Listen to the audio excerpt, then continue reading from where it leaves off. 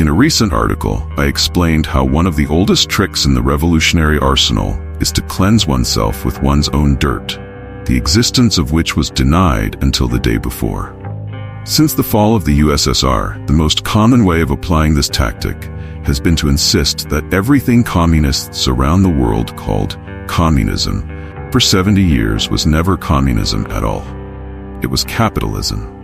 With this simple word swap, the idea of communism emerges spotless and innocent of all the blood spilled in its name, earnestly asking the crowd for a renewed vote of confidence. In other words, more blood.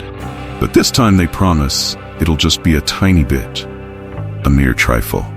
Perhaps wiping Israel off the map, or wiping out the white race. The advocate of this modest suggestion never explains how billions of people, inspired by what Jean-Paul Sartre famously called the most scientific historical theory of all time, could be so profoundly mistaken about what they were doing, or how this one enlightened figure, rising above Lenin, Stalin, Mao Zedong, and other luminaries of Marxism, was the first to see the light.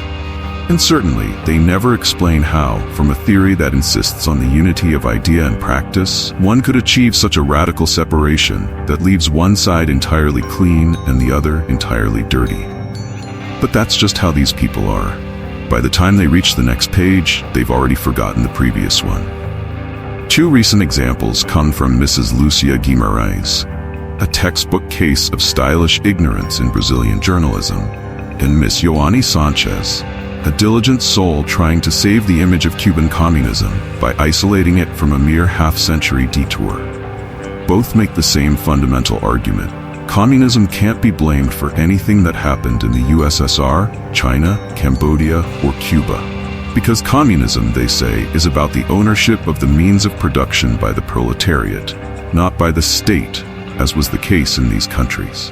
Mrs. Lucia even scolds playwright David Mamet, who says that Marx's sweet promise, from each according to his ability to each according to his needs, is merely a coded phrase justifying the state's looting of everyone. This was, in fact, what occurred under every communist regime. Yet Mrs. Lucia insists that Mamet would get low marks in Marxism because the bogeyman he's invoking is thinking of a proletarian utopia, not a state one. In a similar fashion, Ioane Sanchez argues that Cuba never had communism, just state capitalism. It is unnecessary to point out that with the snap of a finger, the theory, which once presented itself as identical to its historical embodiment, becomes a pure Platonic idea, a metaphysical entity immune to all contamination from this lowly world. I would not be cruel enough to expect these two creatures to understand this subtlety, but they could at least have read one of the most famous paragraphs from Karl Marx's Communist Manifesto. The final stage of the proletarian revolution is the establishment of the proletariat as the ruling class.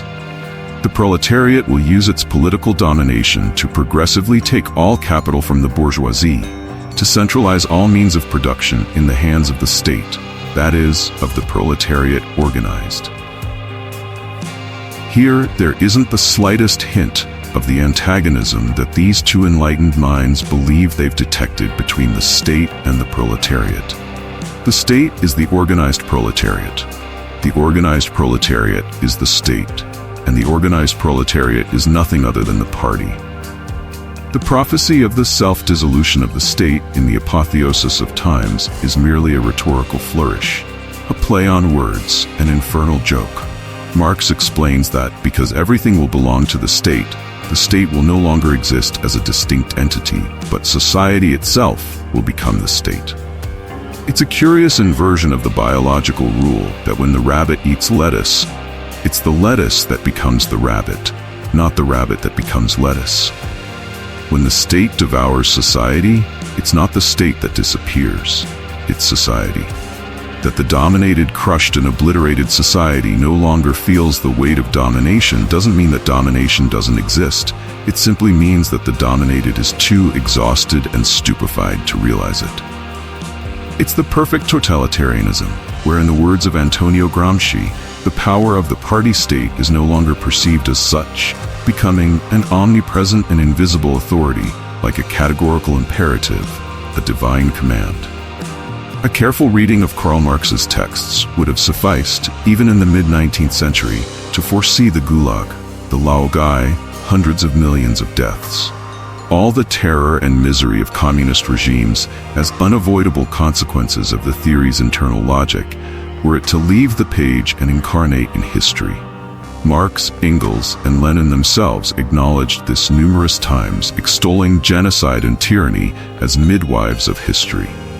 That, more than 160 years later, so many still try to explain away these horrors as mere unfortunate coincidences, when they are conditions sine qua non for the theory's realization, is surely one of the most compelling proofs of an intellectual weakness that perhaps reflects a certain weakness of character.